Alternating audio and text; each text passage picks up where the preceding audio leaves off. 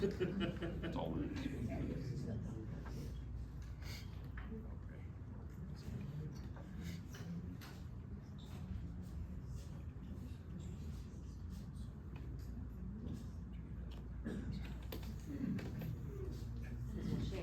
Thank you. Good evening, everyone. Hello. Welcome. Luckily, the game is over, so we can start on time. Tonight, we are very lucky to have Robert Buxton with us. As you've already heard, he will be playing the piano for us. You've been here before, correct? So let's give him a warm welcome.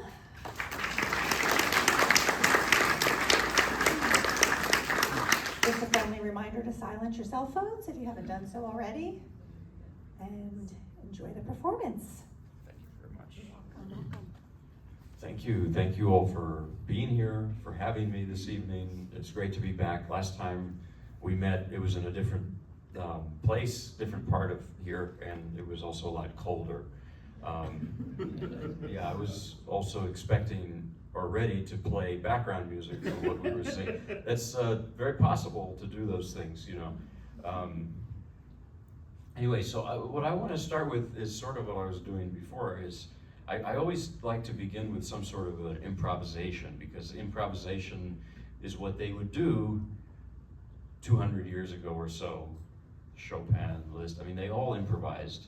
And I think that's the spirit of the music comes really out of improvisation. So we ought to bring that back. We don't do it today. That's the thing. In us classical folks today, we've kind of stopped that tradition. So, and I think we've done similar things before. What I'm going to do is ask you to give me random notes. I'm going to create a theme from that. So if you don't read music, don't worry. A, B, C, D, E, F, G, and that's it. You can give me any of those. You can. It would be nice if you also add sharps and flats to them. You can say D flat, C sharp. That's sort of the same thing. But yeah. So anybody, 5 or 6 notes? C, C. E flat. You want to do C flat? C, E flat, E, and G. Oh, okay. Oh, C, E flat, E, and G. Okay, maybe one more. Anybody else? B. B. And that adds a little something to it. Okay, let's see. Now I'm gonna resist the obvious. I think that you can always go, it's like driving without a GPS. You can like go many different ways. I could go the Gershwin route, which I don't think I will because I think it's too obvious. But the Gershwin route would be something like this, like. But I'm not gonna do it. So, but I love listening to music in the car. Okay, so I'm listening to this, and I try to listen to things I've never heard, ever.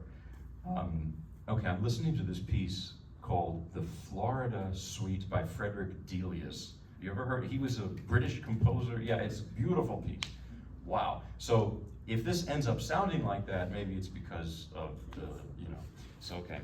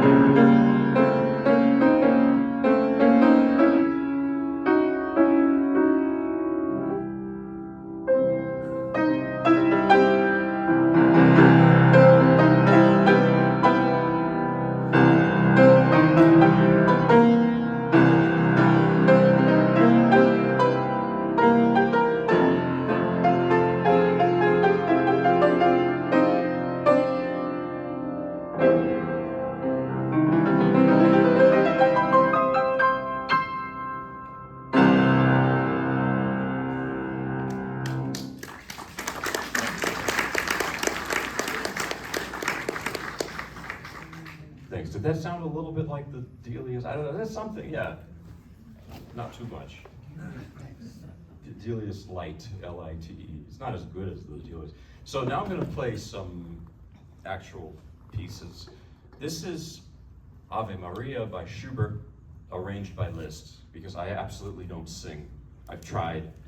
I have a friend that sings, professional singer, and they said, you know, anybody can sing if you just trust yourself and breathe deeply, which sounds like hippie, you know, things to me. And I try it, and then they said, well, on second thought, maybe not anybody can sing. So I do my civic duty and I don't sing. But this is an arrangement, a Liszt's arrangement of Ave Maria. Schubert wrote this at the end, towards the end of his life. You know, he died at the age of 31 in 1828. So he knew in those final years, he knew that he had a very limited time left, and he would compose just pretty much incessantly in those years. He was very prolific. And he died penniless and pretty much unknown, except for a small circle of friends. You may have heard about the Schubertiad evenings, and these were informal performances at friends' homes in Vienna where they would play his music. So he had his admirers, but it was a small group, and he just, you know, died unknown and broke, basically. And it was years later, some years later, that people started to discover his music, and they found this kindred spirit with it, because I think Schubert's music, it's the zeitgeist of the early 19th century Romanticism. It's just all there. And in particular, Liszt was just amazed with Schubert. And Liszt was also in those 1830s, he was building himself into this kind of rock star-like figure, modeled after Paganini. You know, that was everybody's model too. And at some point, Liszt came across Schubert's Lieder, L-I-E-D-E-R, songs for voice, you know. And he started to arrange them for piano, many of them. And I think the purpose was twofold. Liszt had many sides to his character. On the one hand, he could really be sort of a show-off and all of that, but he also had a wonderful philanthropic side that he loved to promote people that deserved to be known more, like, say, Schubert.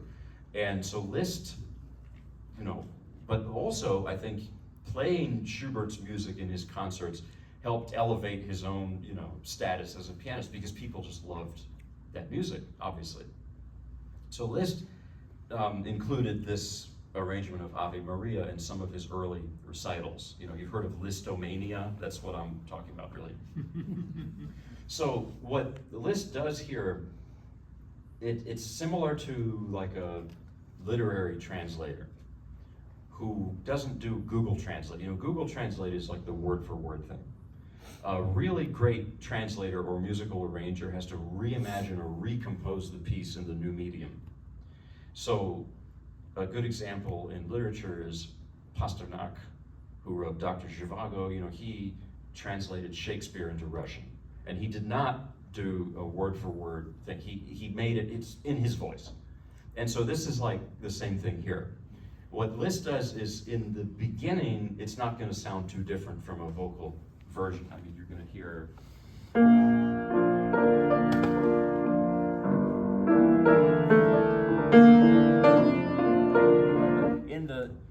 In the middle and at the end, Liszt adds a lot of things like this.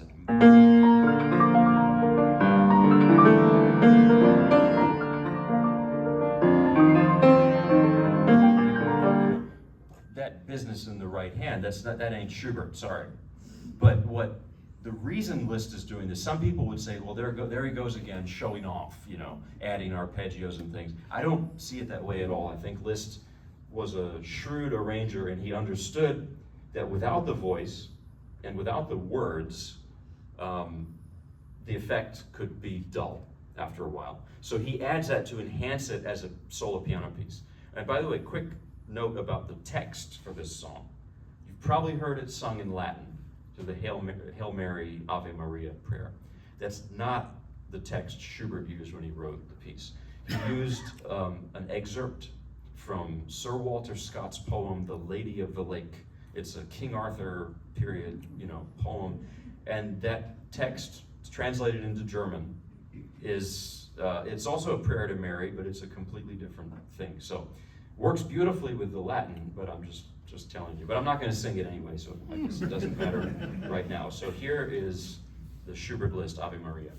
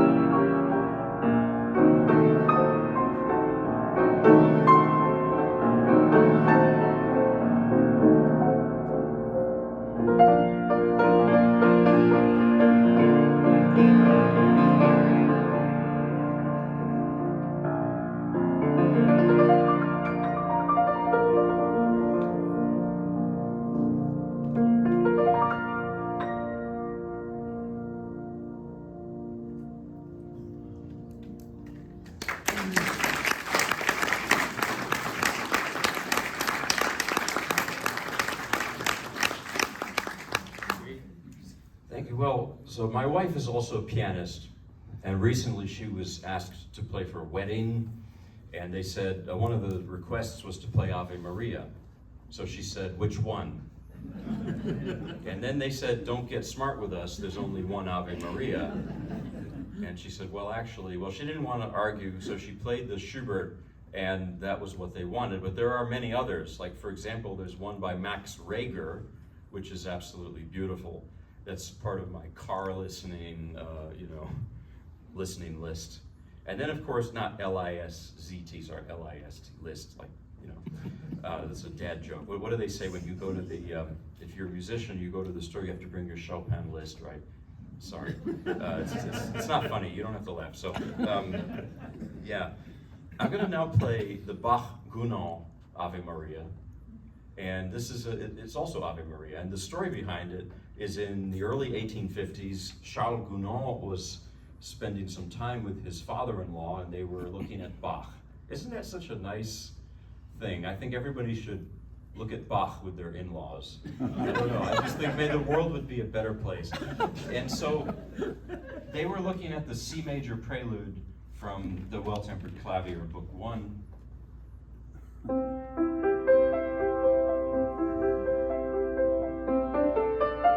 I said, if you're Glenn Gould, you'd play it like the different ways to play it, right? So they were looking at that, and Gounod just spontaneously improvised a melody on top of that, which is...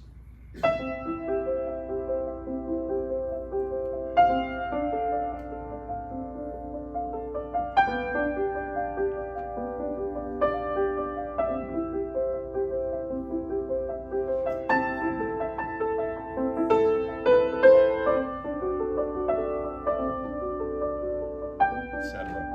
And the father-in-law sort of frantically jotted this all down, and so Gounod later took the father-in-law's draft, touched it up a bit, published it as a violin piece, and then he decided, well, why don't I add the Latin Hail Mary, Ave Maria text to it, publish it as a vocal piece, as an Ave Maria. And by the way, there's some wonderful recordings with violin and voice, like Misha Elman did that, Jascha Heifetz did that. You know, I'm kind of a violin nut, and I don't play the violin either. So now, this obviously I don't play the violin or sing. So this is a solo piano arrangement by Georges Bizet, who wrote Carmen. You know, so if you think about it, this is a 4-person piece. It's Bach, it's Gounod, it's the father-in-law, and it's Bizet. Here it is.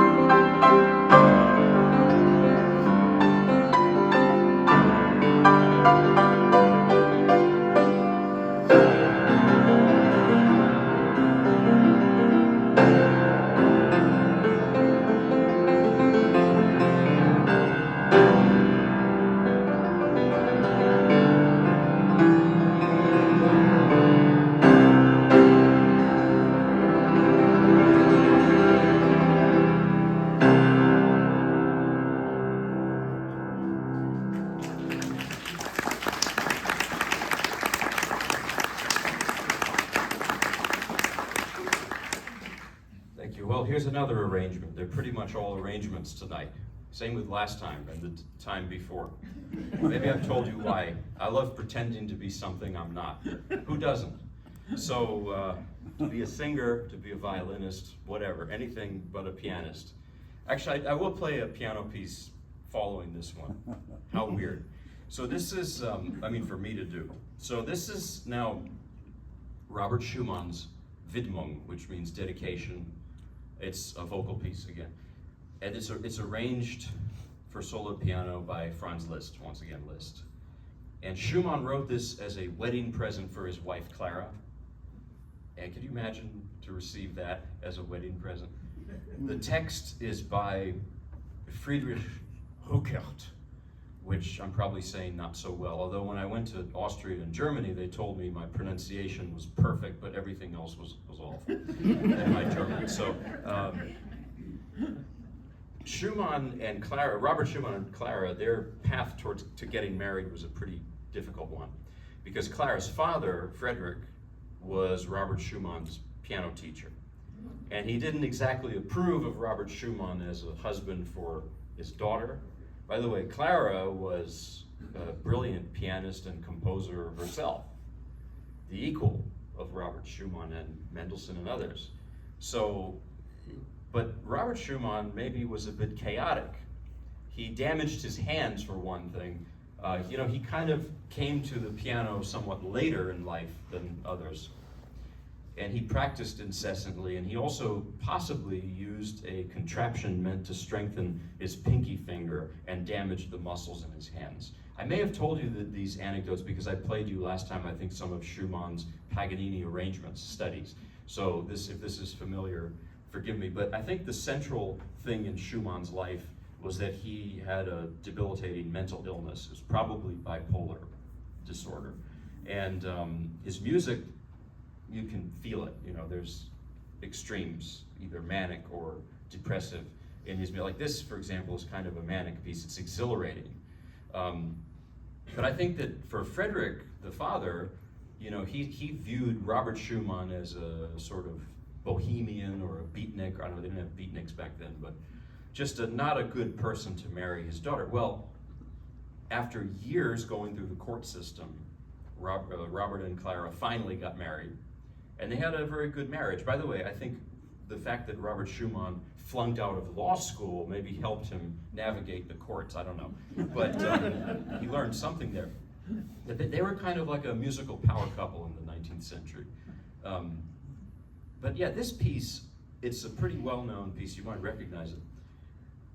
It depicts the feeling of being in love, I think. And I put it up there with other love songs like Smoke Gets in Your Eyes or something. It just fits with the spirit of it. And if you're talking to someone you're in love with, you don't talk to them in an ordinary manner. I grew up in New Jersey. We address everybody this way. You say something like, "Hey, how you doing?" That's how we talk in New Jersey. But if you're talking to someone that you have feelings for, you're probably not going to talk in that ordinary manner. Your heart rate might be elevated. You might have butterflies in your stomach, and you hear that in this piece, I think.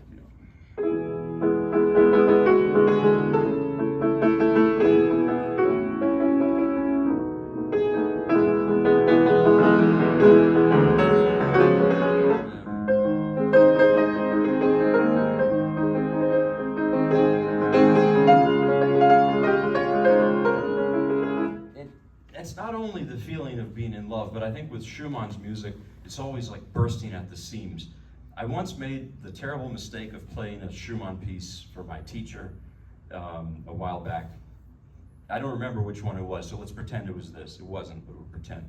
And I played it in a sort of pretty but matter-of-fact way, like this,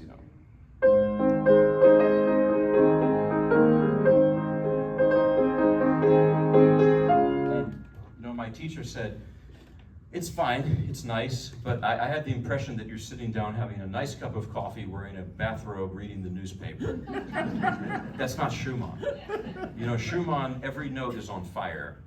It's more like Van Gogh, like the starry night sky. The piano concerto, there's this passage, there's many passages in Schumann, but especially this passage that's reminds me of that night sky. in Van Gogh, who also suffered from mental illness. You know, it's,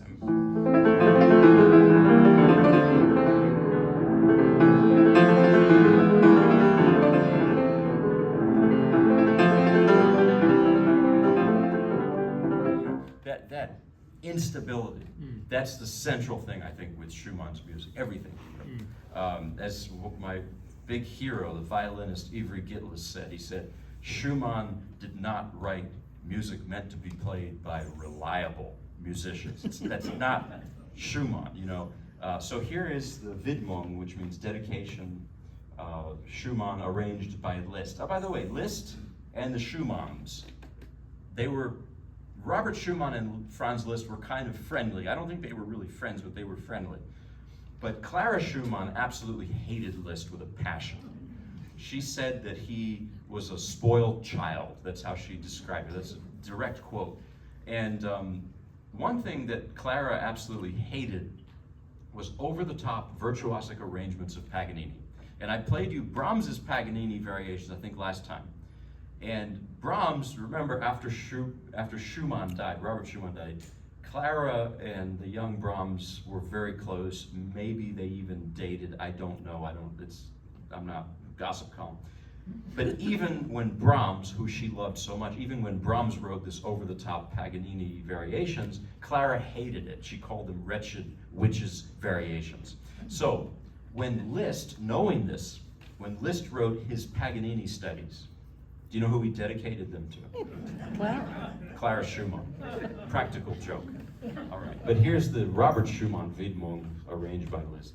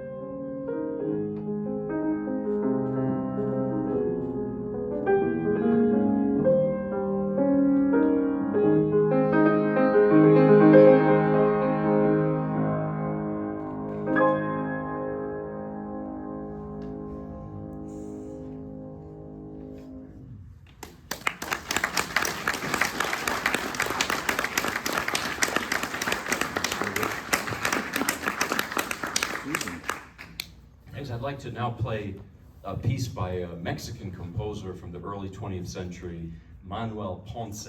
This is the Intermezzo number 1. He's mostly well known for his guitar music, but he wrote a lot of other things, piano music, orchestral music. And in general, I think that composers from Latin America are overlooked a lot, and I think it's too bad. And like US American composers, there's always been this tension or dichotomy in Latin American composers. Well, think of someone like Aaron Copland. Where did he study? In Paris with Nadia Boulanger. Ha ha ha. You know? And then he comes back to the US, and what does he do? He writes Billy the Kid and Rodeo and these, very Americana type pieces. And it's a similar thing with Manuel Ponce. I mean, Ponce was before Copland, but it's the same pattern. He went to Berlin to study. He absorbed the European salon style. This piece sounds like that. It even sounds at some moments like Chopin. But then he came back to Mexico and absorbed into his classical compositions Mexican folk music. And there's a particular thing you'll notice in this, the third. In music theory, you've learned of a third. That's a third. A lot of Mexican folk music uses that. And this piece, in this piece, he uses that. Thirds, you hear it.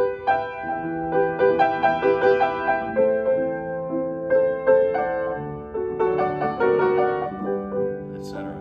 So, it's a beautiful piece. This is actually a piano piece, so this is actually, I'm not playing an arrangement here. Although maybe, in some sense, it feels like a guitar piece, I don't know. But, yeah, so this is Manuel Ponce, Intermezzo number 1. He's very popular, obviously, in Mexico. There's even an airport named after him, which is pretty great. So, but maybe they should name an airport for him in the States too, I think. Here's the piece.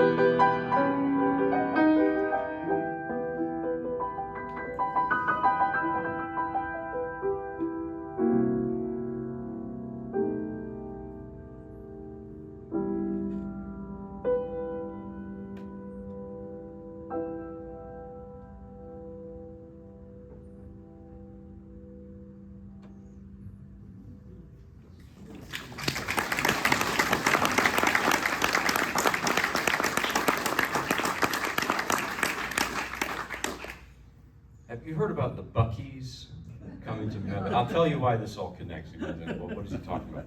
So I live in Mebane, okay, so sort of near, not too close, but sort of near where the Buc-ee's is being built. And they keep saying it's gonna be ready soon, and then it's not ready, and then they keep saying it's gonna be ready, you know, and it never is. It always takes longer and costs more. You've heard that phrase.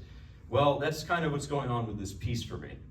I'm doing my own arrangement of Rachmaninoff's Rhapsody on a Theme of Paganini, and it's just taking a really long time. And I'm not going to play you the whole thing because I don't have the whole thing yet.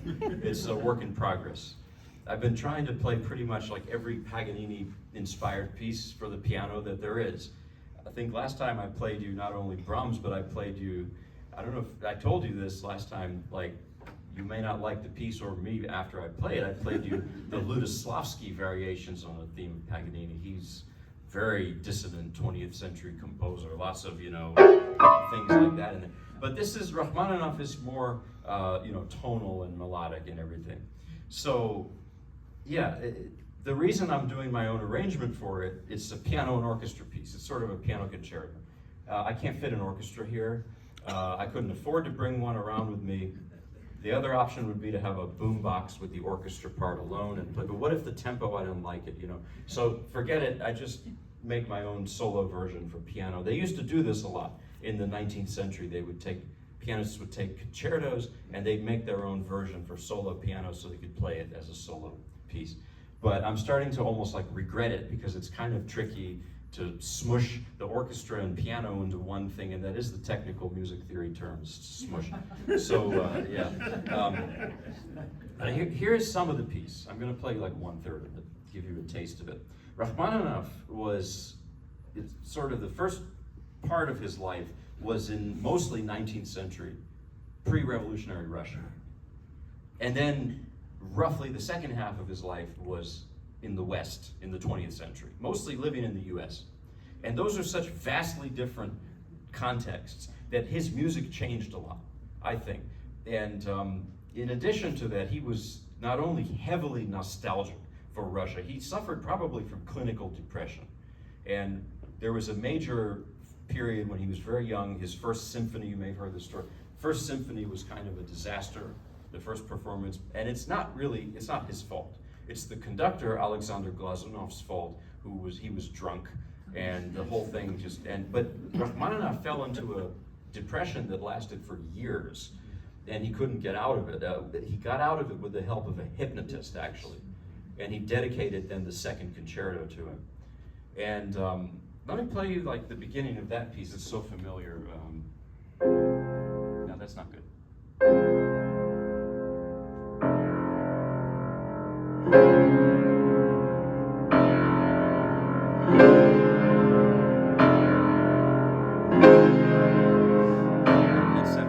It's like these big Russian church bells. You know, he was a Russian Orthodox, by the way, except the church excommunicated him because he married his cousin, but that's a whole other story. But he was still pretty devout. And in that time, his music, he was mentored by Tchaikovsky, and his music, it has these long melodies that just go on and on, just like...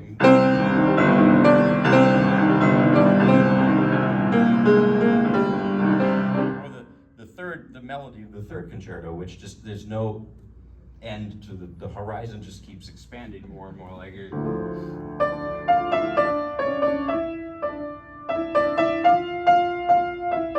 Where does it stop?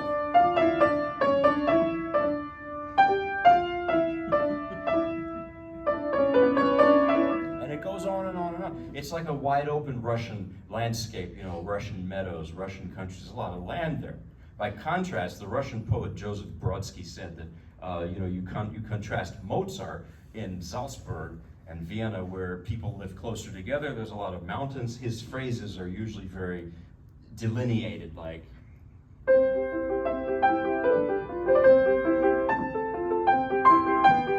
mean, there's these neat, you know, phrases, right?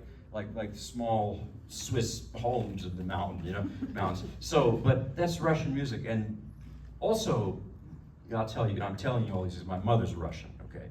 So I'm half Russian, and Rachmaninoff, I'll get to that in a second.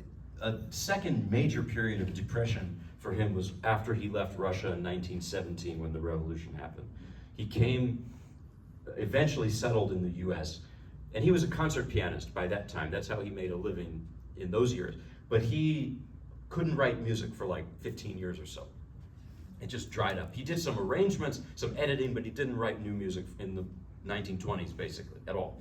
And so, because he was depressed. And then in the 1930s, his creative juices, they started going again. And that's when he wrote this piece. And I think that this is the power of Russian nostalgia. Like, I see it in my mother. She called me a couple days ago, it was yesterday or something, and she says, I visited, my parents live not so far, and I was between performances, and I actually was just there, seeing my parents. And my mother, the other day on the phone, she says to me, Robert, you have to come, I make Russian borscht. And I said, you know what borscht is, right? I mean, I said, I'm gonna eat, it's North Carolina, it's 98 degrees and 98% humidity. I don't think, but that's what I'm saying, Russian nostalgia. Rachmaninoff, when he lived in this country, his house apparently was an exact replica of his home in Russia. He was so deeply Russian. But what I love about this piece is it's what happens, in my opinion, when you put a 19th century Russian man, say, in the middle of Midtown Manhattan, and you have that culture clash, you get this piece. Look, this is the beginning of the Rhapsody that I'm gonna play.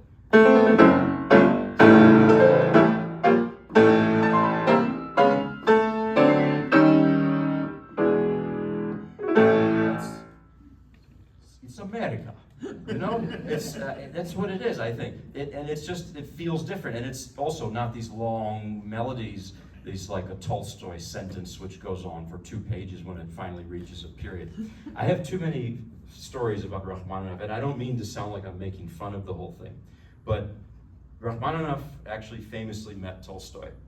And this is the story. Shaliapin, who was a bass singer and a big friend of Rachmaninoff, during the period when Rachmaninoff was in a deep depression after the first symphony's failed performance, Shaliapin said, let's go to Tolstoy's dacha. He's having a party. We'll show him some of your music. I'll sing it, you accompany me. So they did, and then at the end of the evening, Tolstoy went to Rachmaninoff, who was still deeply depressed, and he said, your music is useless. Yeah. He said, your music is just as useless, he said, as Beethoven, which at that point I'd say is a compliment. Tolstoy famously did not like Beethoven very much either. I don't know, he was a genius, but he had some weird opinions. So it made Rachmaninoff, of course, even more depressed. Here's another quick story from the 1930s. I told you my mother's an immigrant from Russia. My dad's an immigrant from, you've maybe heard me say this, my dad's an immigrant from Southern Virginia. And so his father, Sam Buxton, my grandfather on my dad's side, was in dental school in Richmond, Virginia in the 1930s, around the time Rachmaninoff wrote this piece. And he had a summer job, or not, a part-time job, as a stagehand, backstage hand at a concert series there in Richmond. And one night they were having Rachmaninoff perform. Can you believe it? To go back in time and hear someone like Rachmaninoff. Nowadays, you hear someone like me, you know. I would give something, no, really, it's no comparison. So my grandfather was told to guard a pair of doors like this. Just imagine it's these doors. The boss said to him, guard the doors with your life. It's okay, fine. Well, 10 minutes later, somebody tried to open the doors, and my grandfather pushed, and there was this real struggle with the doors. And then all of a sudden, wham, the door was kicked open. And it was Rachmaninoff. And if you've seen pictures of him, he was 6.5 feet tall, Russian guy who never smiled with a shaved head. Stravinsky said he looked like a convict on the loose. And I tell people, Rachmaninoff spoke to my grandfather in that moment. You know what he said? Get out of my way. So I have a real personal connection with Rachmaninoff. So yes, he could be very gruff. There's a lot of stories about that. So here, and this piece is actually kind of gruff. You'll hear it. There's a darkness to it. So it's loosely based on the Paganini Rhapsody. Not Rhapsody, but the why am I blanking? The Caprice number 24, Long Day, by Paganini. You're gonna hear that, but it's loosely based on it, I would say. You're also going to hear the Russian bells, you know, like you heard earlier.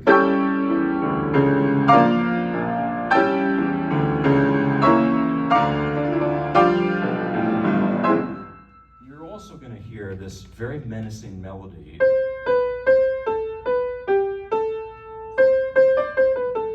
Never heard that before? That's the D.A.C. Ray chant, the Day of Wrath. It's a Gregorian chant from the Middle Ages. He was obsessed with it in his later years. Maybe he was sensing his own mortality. I think he was seeing the geopolitical world events, that the Second World War was coming and everything. But it's all throughout his late music, and you're going to hear it here. Good example of that piece being used in a dramatic context, Stanley Kubrick's The Shining. They play that all the time. And it fits perfectly with that weird snarl that Jack Nicholson always has on his face. So here is some of the Rhapsody on a Theme of Paganini by Rachmaninoff condensed into one piano. So.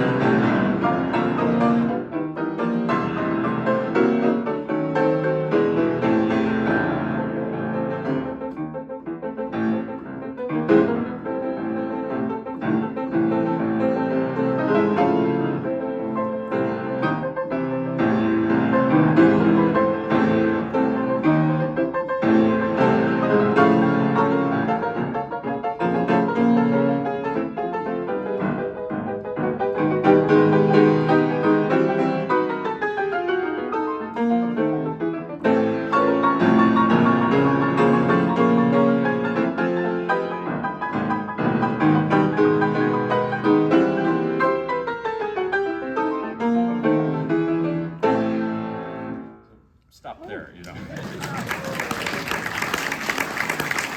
the whole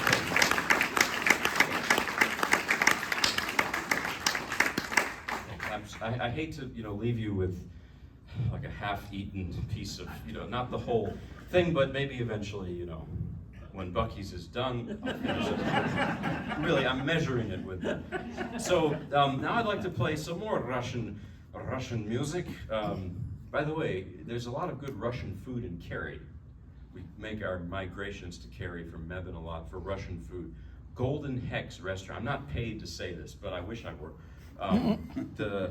It's a Russian grocery store. It's very good. It's just like Brooklyn. They have even prepared food. So they have a little field trip. I don't know. So if you're into the Russian stuff.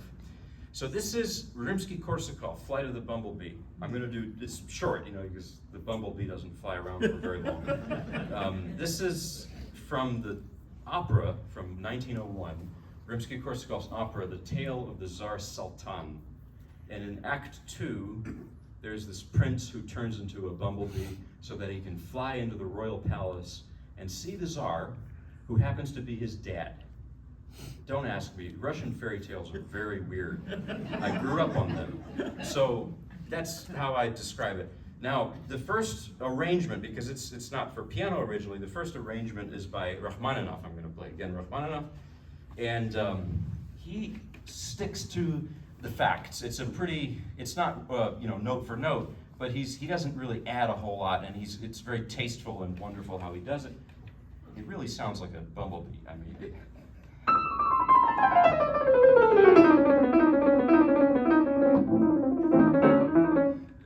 it's obnoxious even. My inspiration for learning it is, I know we need bumblebees for the flowers and the plants, but when one is flying around in your face, it's not very pleasant. I was outside in my backyard a couple months ago, and a bumblebee was, buzzing around my face, and I thought about this piece, and I thought, I ought to learn it. So, seasonal. It's good for. I probably won't play it closer to Christmas time, unless I go visit Florida. So here is the piece, the first version.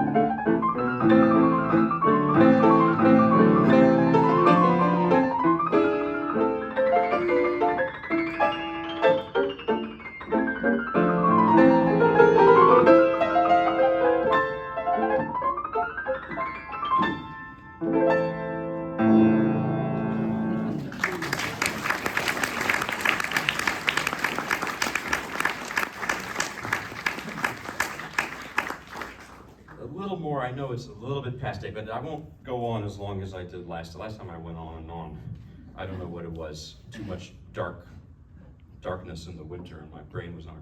So this is another arrangement of Flight of the Bumblebee by Georgi Cziffra, C-Z-I-F-F-R-A. So have you ever heard two different people tell the same story? One person sticks to the facts, and another person, well, embellishes. And they add things that may not even be true, but it's still a good story. That's this version of the piece. I don't say that as a criticism. I love different versions of the same thing. Like we heard two different versions of Ave Maria, same text. Well, it's actually not, but still, same subject. But this is interesting. So Cziffra was a Hungarian gypsy pianist, and in the early 1950s, he tried to escape a communist Hungary, and the Soviets captured him, and they sentenced him to years of hard labor. And he lifted these heavy stones day and night. It actually damaged, sounds like Schumann, it damaged the ligaments and muscles in his arms. And if you see videos of him, he's wearing these, if he's wearing short sleeves, he would wear these thick leather bracelets to support the ligaments and muscles. Now this did in no way stand in the way of his piano playing. He had a superhuman, just purely technique and taste and everything, superhuman. He's from another planet. To me, there's two pianists like that. I mean, I love many pianists, but just in terms of the raw physical ability to play, there's Art Tatum. By the way, he only had 3 working fingers in his right hand, I think. Unbelievable, and he was blind. And also Cziffra. Those two are just, they're from another planet. I've given up trying to sound like either of them. Never gonna happen.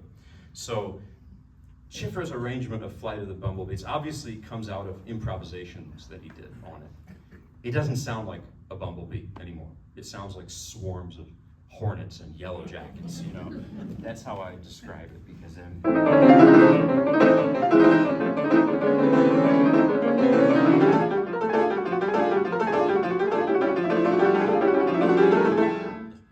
the whole piece is like this. It's completely insane. So really, good luck to all of us. Me too.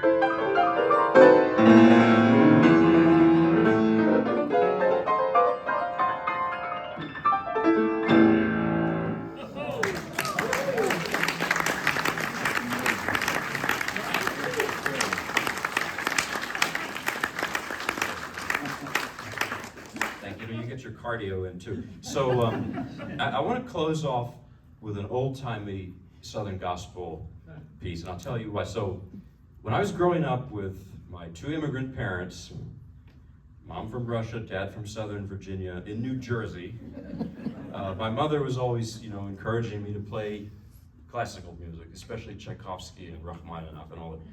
And my dad all the time was saying, when are you going to play some real music? Well, here's some real music, according to my dad. This is an old-time gospel that's on the Jericho Road. You ever heard it? It's one of these, they don't sing them in churches that much anymore. And that's part of the appeal to me, is that it's old-fashioned. So sometimes I think I was born the wrong time. So, well, actually, I like air conditioning, so thank you. So here is the last piece. Thank you all for coming, for having me, and drink a lot of water. It is really hot. So.